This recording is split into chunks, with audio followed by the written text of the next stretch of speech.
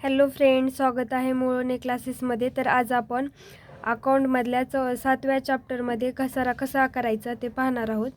तर घसारा करण्याच्या दोन पद्धती, पहिली म्हणजे स्थिर प्रभाग पद्धत आणि दुसरी आहे प्ररासन अधिक्य पद्धत. तर स्थिर पद्धतीनुसार गणिते कशी सोडवायची ते आज आपण पाहणार आहोत. तर बघा, स्थिर प्रभाग पद्धती इथं लिहिलेली आहे. तर ज्या पद्धतीमध्ये घसारा हा प्रत्येक वर्षी स्थिर पद्धतीच्या मूळ किमतीवरती आकारला जातो अशा पद्धतीला स्थिर प्रभाग पद्धती असे म्हणतात. म्हणजे घसारा हा स्थिर प्रभाग पद्धतीमध्ये घसारा हा त्याची मूळ किंमतीवर आकारला जातो. तर मूळ किंमत कशी काढायची बघा. मूळ किंमतीचं सूत्र आहे मूळ किंमत बरोबर खरेदी किंमत अधिक प्रस्थापित खर्च. तर हे मूळ किंमत काढायचं सूत्र आहे, त्याच्यानुसार आपल्याला मूळ किंमत काढायची आणि त्या मूळ किंमतीवर आपल्याला घसारा आकारायचा आहे स्थिर प्रभाग पद्धतीमध्ये. तर बघा, स्थिर प्रभाग पद्धतीनुसार येणाऱ्या घसाऱ्याची रक्कम ही प्रत्येक वर्षी एकसारखीच असते. संपत्तीची किंमत शेवटी शून्य होऊ शकते. अशा पद्धतीला काय म्हणतात? स्थिर प्रभाग पद्धती म्हणतात. तर ह्याच्यावरचं आपण उदाहरण पाहूया. तर बघा, इथं हे आपल्याला उदाहरण दिलेलं आहे. हे उदाहरण आपल्याला 8 मार्काला परीक्षेमध्ये विचारणार आहेत. तर बघा, आपण उदाहरण बघूया. गणेश कंपनी लिमिटेड यांनी 1 एप्रिल 2020 रोजी ₹8,000चे यंत्र खरेदी केले व ते बसवण्यासाठी ₹2,000 खर्च आला. कंपनीत प्रत्येक वर्षी स्थिर प्रभाग पद्धतीनुसार 31 मार्चला 10% वार्षिक दराने घसारा आकारते. यावरून सन 2020-21, 2021-22 आणि 2022-23 या 3 वर्षासाठी यंत्र आणि घसारा खाते लिहून दाखवा. तर आपल्याला असं उदाहरण दिलं जाईल, त्याच्यावरून आपल्याला सोडवायचं आहे. तर प्रथम आता हे 31 मार्चला म्हणजे आपलं आर्थिक वर्ष चालू कधी होतं? 1/4 म्हणजे 1 एप्रिलला चालू होतं आणि ते संपतं कधी? 31 मार्चला. कारण की वर्षामध्ये महिने हे 12 असते, त्यामुळे आर्थिक वर्षामध्ये पण महिने हे 12 येणार. तर बघा, आपण इथून आता गणित सोडूयात. बघा, इथं मूळ किंमत कशी काढायची त्याचं सूत्र आहे. तर आपण ते अगोदर मूळ किंमत काढून घेऊ. तर 1 एप्रिल 2020 रोजी ₹8,000चे यंत्र खरेदी केले. तर आपण खरेदी कितीचं केलं? इथं 8,000 अधिक प्रस्थापित खर्च, ते बसवण्यासाठी आपल्याला खर्च किती आलेला आहे? 2,000चा. मग इथं 2,000, हे 2 मिळून किती होतात? 10,000. मग इथं 10,000चे आपण घेतलेले आहे. तर आता उदाहरणावरून आपण गणित सोडूयात. तर पहिल्यांदा बघा, आपण जे खाते तयार केले तसेच आपल्याला कॉलम करून घ्यायचे. तर एक बाजू नावे, एक जमा आणि गणेश कंपनी यांच्या पुस्तकात यंत्र खाते. तर इथं दिनांकचा कॉलम करायचा आहे, तपशील, रोजकीर्द पान नंबर, रक्कम रुपये. अशी सेम इकडं जमा बाजूला पण आपल्याला कॉलम करायचे, दिनांक, तपशील, रोजकीर्द पान नंबर आणि रक्कम रुपये. तर बघा, आपल्याला आता आपण यंत्र खरेदी कधी केलं आहे? 1 एप्रिल 2020. तर ती पहिल्यांदा आपल्याला नावे साईडला रक्कम लिहायची आणि त्यापुढे आपण यंत्र खरेदी केले म्हणून बँक खाते. मग आपण किती ते यंत्र किती खरेदी केलं? 10,000ला. मग रक्कममध्ये आपण 10,000 लिहून टाकायचे. आणि आपल्याला बघा, इथं काय म्हणले की 31 मार्चला 10% वार्षिक दराने घसारा आकारते. तर मग आता आपल्याला किती 31 मार्चला, तर घसारा कधी आकारला जातो? 31 मार्चला. मग 31/3/2021. तर बघा, आता ह्याच्यामध्ये 1/4 म्हणजे 1 एप्रिल 2020. तर ह्याच्यामध्ये आपल्याला एप्रिलपासून पुढं आणि आपले म्हणजे 2021मध्ये आता इथं काय 20-21. तर 2021मधले 3 महिने येतात, जानेवारी, फेब्रुवारी आणि मार्च. आणि 31 मार्चला घसारा आकारतात म्हणून इथं डेट काय येणार? 31/3/2021. मग हे 20 आणि इथे 21. तर तिथं काय लिहायचं? घसारा खाते. तर आपण वर्षाच्या शेवटी घसारा आकारतो, त्याच्यामुळे इथं ती घसारा आकारण्याची तारीख लिहायची, घसारा खाते. तर आता आपल्याला 10,000वर 10%नी घसारा काढायचा आहे. तर आता बघा, इथं 10,000वर 10%नी कसा काढायचा? जेव्हा आपण 1 शून्य ड्रॉप करतो तेव्हा 10%नी राहतो आणि जेव्हा 2 शून्य ड्रॉप करतो तेव्हा 1%नी ती रक्कम आपल्याला घसाऱ्याची येते. तर मग आपल्याला 10%नी म्हणल्यावर किती? 10,000वर 1,000 घसारा बसला आपल्याला 10%नी.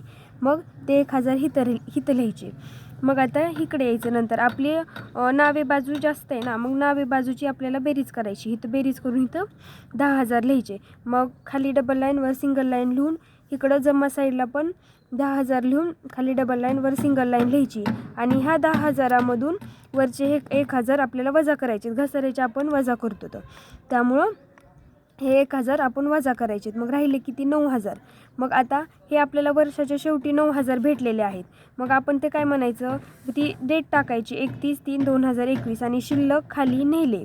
मग आता आपण हे शिल्लक नेलेले आपल्याला पुढच्या वर्षी दिसणार, म्हणजे आता ह्याच वर्षी आपल्याला फक्त पुढच्या तारखेला दिसणार. मग पुढची तारीख कधी 31 मार्च नंतर काय येते 1 एप्रिल 2021. वर्ष तेच राहणार, फक्त आपल्याला तारीख आणि महिना बदलणार. मग काय म्हणणार आपण, जे 9000 आपल्याला मिळाले ते आहे अशा आपल्याला खाली घ्यायचे.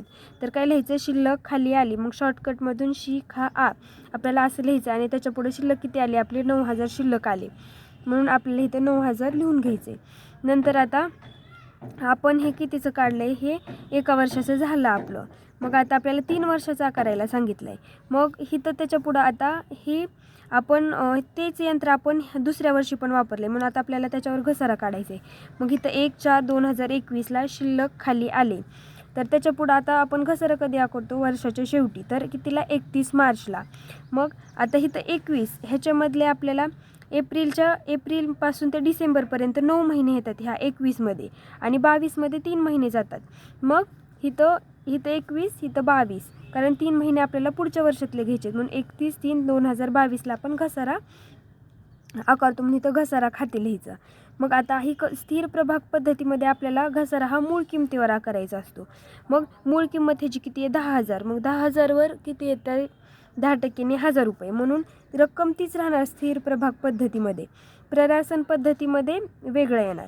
मग आता इथं आपण लिहून घेऊयात. मग घसारा किती आला बघायचं, किती आला 1000 रुपये.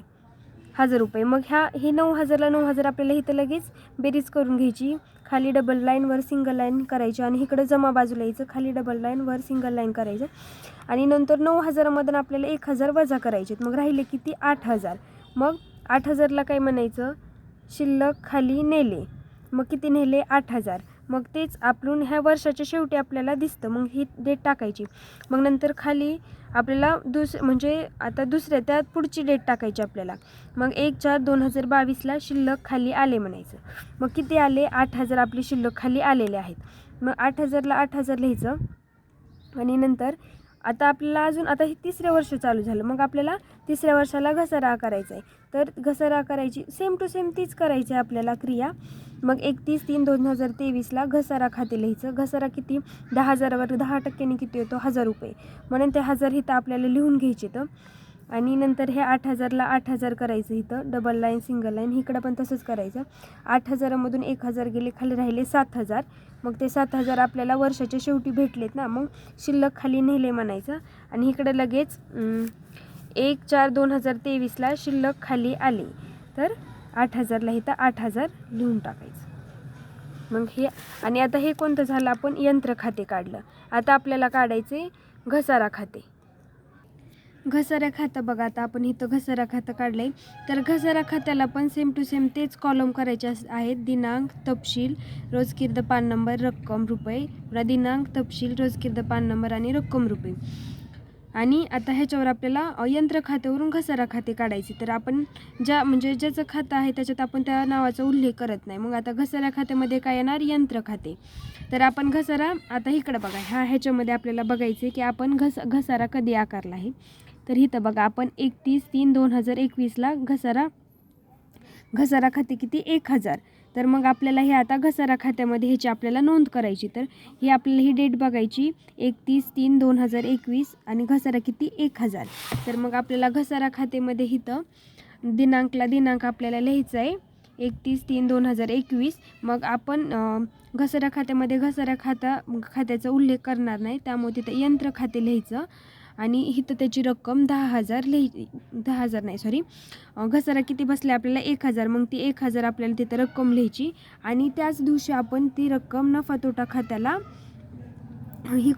देतो. त्याच्यामुळं इथं लगेच नफा तोटा खाते 1000 लिहायचं. आणि पुन्हा इथं टॅली करायचे आपल्याला 1000ला 1000 इथं डबल लाईनवर single line, double line single line. आणि नंतर पुन्हा हे 1 वर्षाचं क्लोज झालं. मग दुसऱ्या वर्षी पण सेम तसंच करायचं. आपल्याला इकडं डेट बघायची आपल्याला 31/3/2022. घसारा खाते रक्कम किती 1000. मग इकडं पण आपल्याला तेच करायचं आहे. 31/3/2022. तर घसाऱ्या खात्यामध्ये घसाऱ्याचं नावाचा उल्लेख होणार नाही, त्यामुळे यंत्र खाते लिहायचं. रक्कम किती? 1000 रुपये.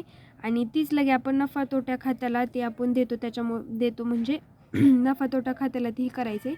त्यामुळे 31/3/2022ला नफा तोटा खाते 1000 रुपये. तर आपल्याला हे असं टॅली करायचं आहे आणि मग हे आपलं घसारा खाते आपलं गणित सोडवून झाले.